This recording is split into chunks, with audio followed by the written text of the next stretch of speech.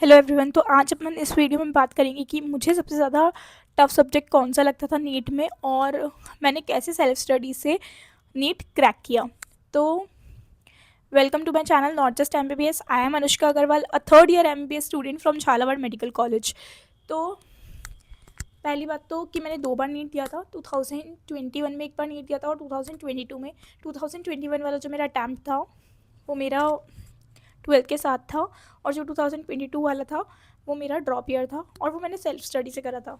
अगर आप मुझसे पूछोगे कि क्या सेल्फ स्टडी से नीट क्रैक हो सकता है, तो मैं ये बोलूँगी कि फ़र्स्ट अटैम्प्ट में तो नहीं हो सकता। आपको कहीं ना कहीं गाइडेंस की तो ज़रूरत पड़ेगी, आप चाहे ऑनलाइन प्लेटफॉर्म से गाइडेंस ले या ऑफलाइन प्लेटफॉर्म से गाइडेंस ले, but it is very important for you to take the guidelines, है ना।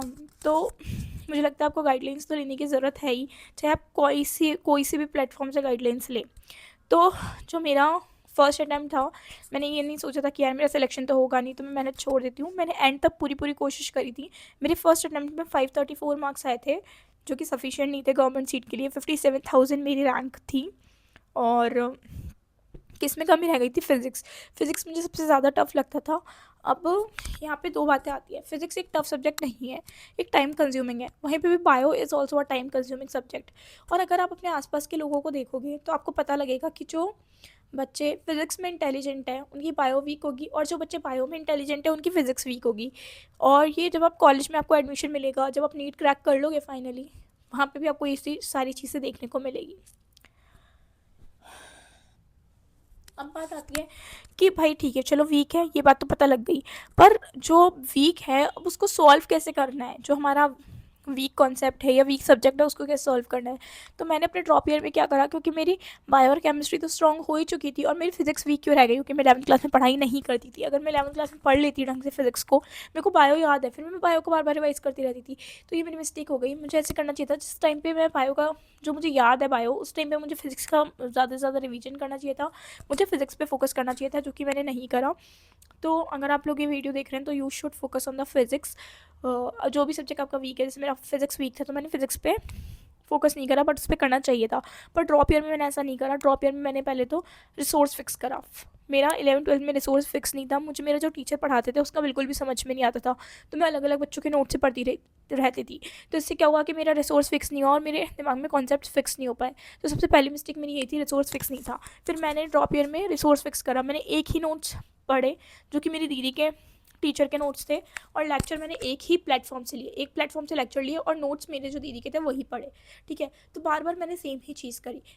लेक्चर एक बार ले लिया, नोट्स मैंने मेरी दीदी के पढ़े, और फिर ना उन्हीं नोट्स में चीज़ें ऐड कर ली। मुझे लगता है ना कुछ मिसिंग है इस नोट्स में, या फिर ये क्वेश्चन तो मेरे नोट्स बन नहीं रहा, तो उस क्वेश्चन का कॉन्सेप्ट मैंने नोट्स में ऐड कर लिया, या फिर मैंने उसी नोट्स के शॉर्ट नोट्स बना लिए और उसमें ऐड कर लिया। तो ये मेरे लिए बहुत ही ज़्यादा हेल्पफुल हो गया था। तो एक पॉइंट तो ये हो गया। दूसरा, मैंने बहुत ज़्यादा मैक्सिमम क्वेश्चन प्रैक्टिस करी। और स्टार्टिंग में तो देखो मैंने बहुत सारे क्वेश्चन प्रैक्टिस करे थे, बट लास्ट के जो 4 महीने बचे थे, जैसे कि आप लोगों के पास बचे हैं अभी, है ना, तो लास्ट के 4 महीने में मैंने PYQ को लगाना बहुत कर दिया। मतलब कि जो मॉड्यूल्स थे एलन के वो लगाना स्टार्ट कर दिए। मैं कोई नया क्वेश्चन नहीं करती। और है ना, लास्ट के 2 महीने में तो मैंने ऐसे कर दिया था कि जो PYQ वाली बुक हमें एलन से मिलती थी, आप एलन वाली भी यूज़ कर सकते हो, या फिर आप कोई से भी नीट फिंगरप्रिंट्स और करके अलग अलग ऑल इन वन करके बुक्स आती है, तो आप उनको भी ले सकते हो। और उसमें जितने भी PYQ वाले पेपर्स थे, मैंने वो लगाना चालू कर दिया। पहले तो मैंने चैप्टर वाइज PYQ लगाए थे सारे फिजिक्स के चैप्टर्स की। फिर मैंने ना क्या करना चालू कर दिया, जब मेरे को ऐसे थोड़ा बहुत 80% या 70% मेरा सिलेबस अच्छे से कवर हो गया था फिजिक्स का, तो मैंने क्या करा, सिर्फ फिजिक्स वाला पोर्शन 1 घंटे का टाइमर लगा के मिक्स्ड क्वेश्चन करना चालू कर दिया। उससे मुझे बहुत फ़ायदा हुआ। स्टार्टिंग में मेरे मान लो कि अगर 180 का पेपर है फिजिक्स का, तो मेरे 110 वगैरह नंबर ही आते थे। पर जैसे जैसे मैंने 5-6 मॉक टेस्ट दे दिए थे, मेरे 130 150 मार्क्स तक बढ़ गए थे। और फिर तो मेरे मतलब बोल दो कि 165 170 मार्क्स आने लग गए थे।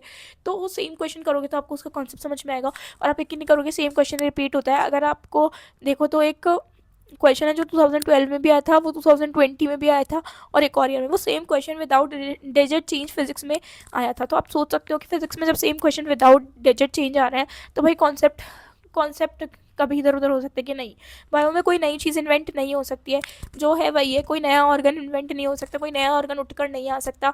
जो चीज़ है वही होगी। बस ये है आप कितना क्विक और कितने एक्यूरेसी के साथ करते हो, यही डॉक्टर डिमांड करता है कि आप है ना कितने क्विक और कितनी एक्यूरेसी के साथ किसी का ट्रीटमेंट कर सकते हो। The same thing applies to the NEET paper. आप कितने क्विकली, कितना सही आंसर आप कर सकते हो, इतने कम टाइम में आप कैसे अटैम्प्ट कर सकते हो। तो this is all about the journey. And मेरी थोड़ी तबीयत ठीक नहीं है। बाकी मिलते हैं नेक्स्ट वीडियो में कोई और टॉपिक